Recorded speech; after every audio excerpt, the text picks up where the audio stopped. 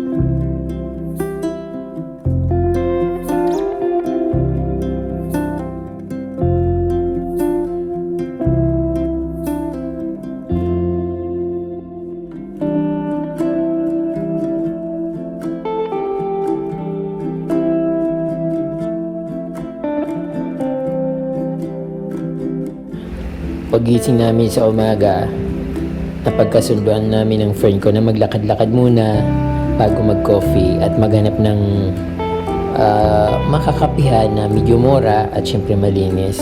Kaya medyo lumakad kami ng malayo at the same time naghanap din kami ng kainan pagtanghali.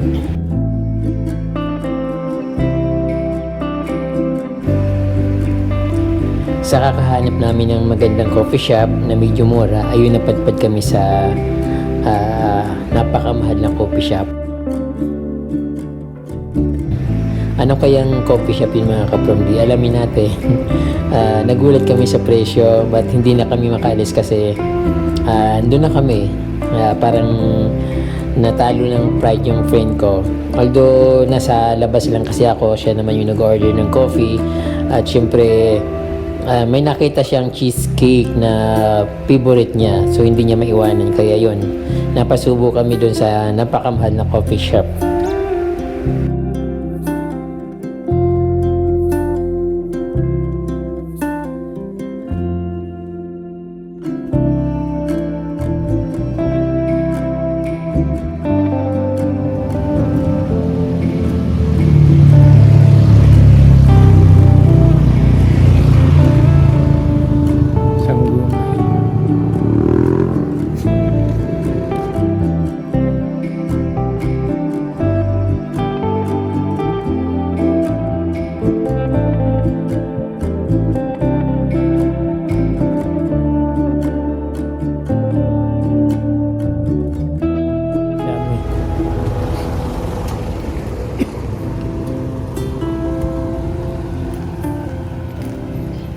Dito yung papunta sa cave.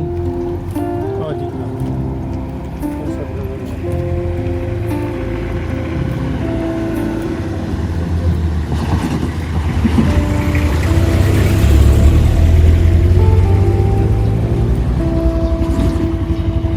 Ang hirap naman dito.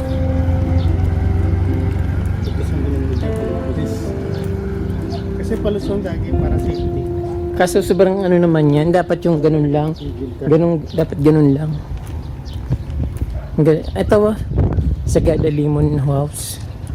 Pare-pareho lang pala yung ano nila, yung lemon pie na sa Oo. Di pare-pareho lang ba? Isa lang gumagawa. Alam ko kanya-kanya sila ginagawa. Sagada Lemon House. Ayos pa lang pala ako sa mga tour guides. Parang yan naman.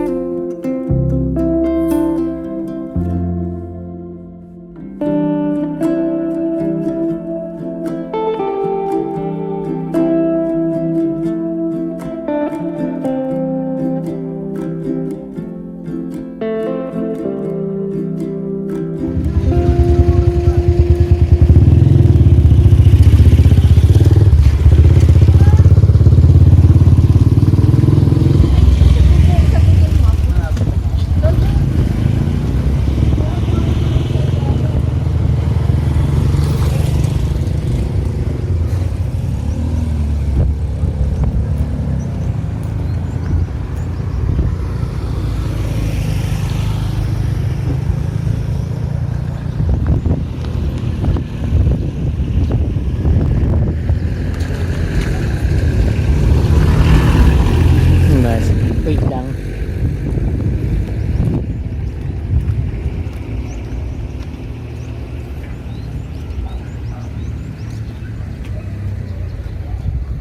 Parang dati wala pang mga bahay dyan. Pumunta tayo.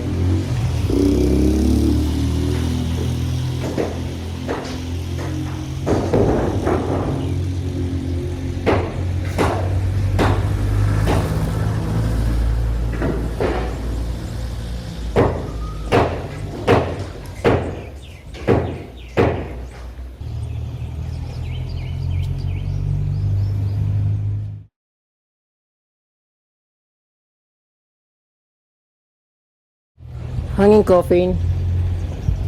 Ayun, nakita mo? Saan? Ayun o, naka ano. Isang praso. Yan yata yung nakita natin noon eh. Hindi, marami yun. Kahit saan basta may parang may ganyan na lagyan nila, di ba? Hmm. Kahit parang kanya-kanya silang pwesto. Parang utom din sa kanila. Oh. May bahay doon.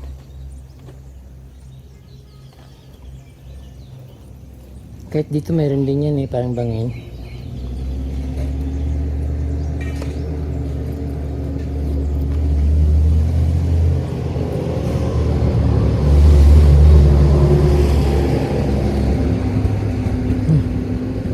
Laki ng saging.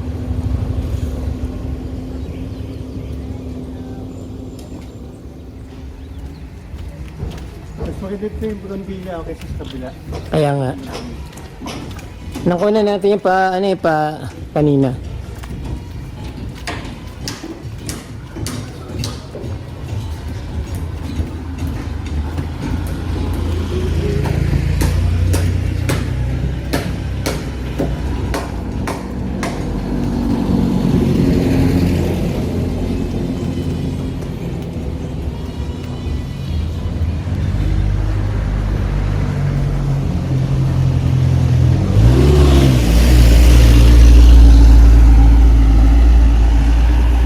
Meron din din no, magkaharap sila.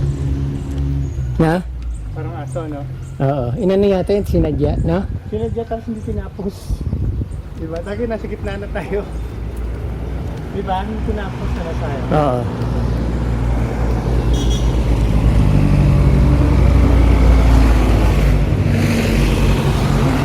Sobrang araw. Eh kasi ang dumidilim kanina, di ba? Oh. Kung bumalik tayo, umaraw siya, naloko tayo. Baka ayaw tayong panuhin. Pero ang pangalan ng guest house, eBay. Ano sila yung tulog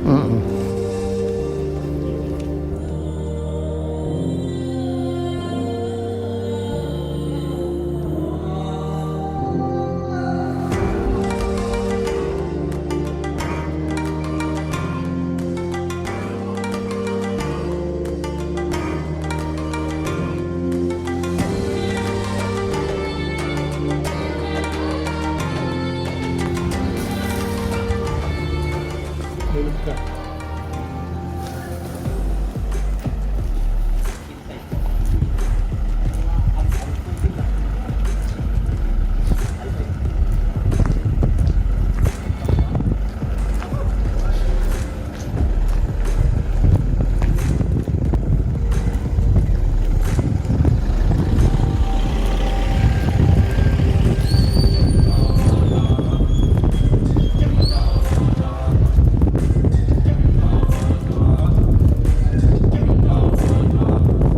Sarap ng hangin.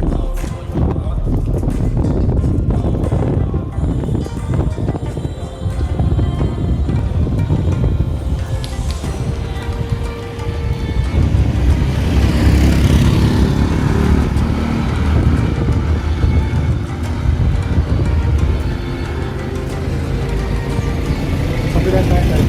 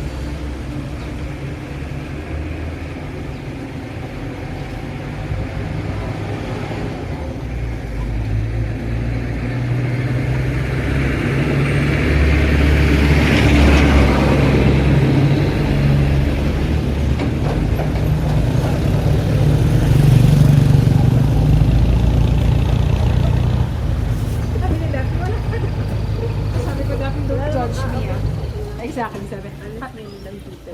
Sabi niya, nagdadapi ko siya. Ito yung balance coffee, oh. Oh my God.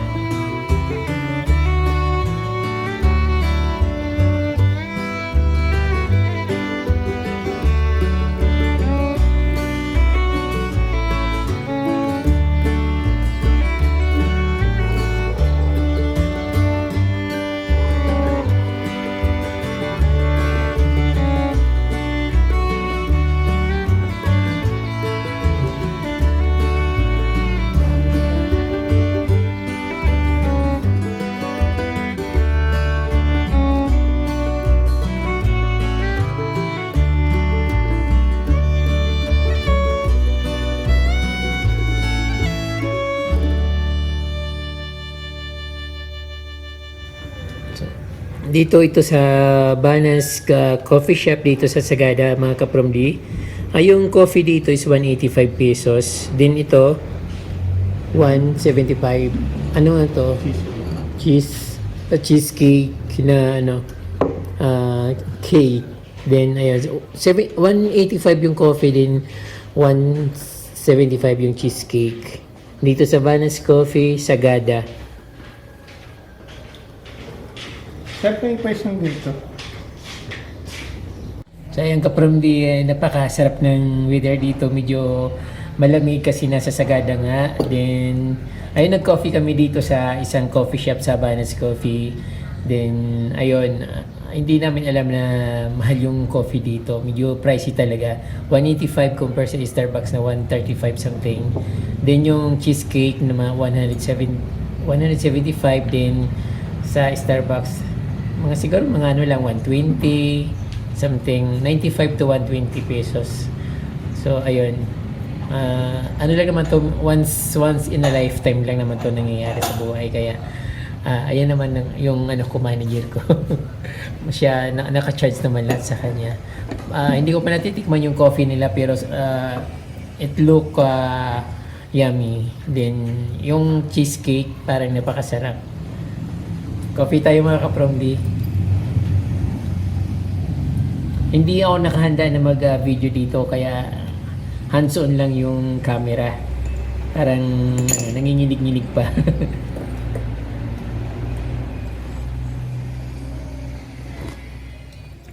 Yung Banas Coffee, kapromdi, Banas Coffee Shop ay kilala pala ito sa buong mundo. Parang may ranking sila sa World's Coffee Shop. Kaya ganun kamahal yung coffee nila. Ayan mga kapromdi, ang Banas Coffee dito sa Sagada, meron silang nanalo sila sa international award. Ayun. Third International Contest of Coffees Roasted in their countries of origin, Paris 2017. Ayun. Kaya pala kapromdi, yung coffee dito ay pricey. Na nasa mind ko na siguro kilala itong coffee shop na ito. Then sabi nga ng friend ko, nakita niya may ranking daw sa World's Coffee Shop itong Banas Coffee dito sa Sagada. Kaya hindi na nakapagtataka na medyo pricey yung coffee nila. At hindi ko pa natitikman kasi parang yung bulalang na higup ko. So I think masarap din siya. Din even yung cheesecake, favorite ng friend ko yung cheesecake. Kaya kahit mahal, kahit 1,000 pa yung bibili niya, basta may cheese, gustong-gusto niya yon. Ayun po mga kapromdi, tapos na po kaming mag-coffee at alis na kami dito sa Banas Coffee at babalik na kami sa aming tinitirahan. So hanggang sa muli. Don't forget to subscribe kung hindi pa po kayo nakasubscribe. Maraming po salamat at Diyos mabalos.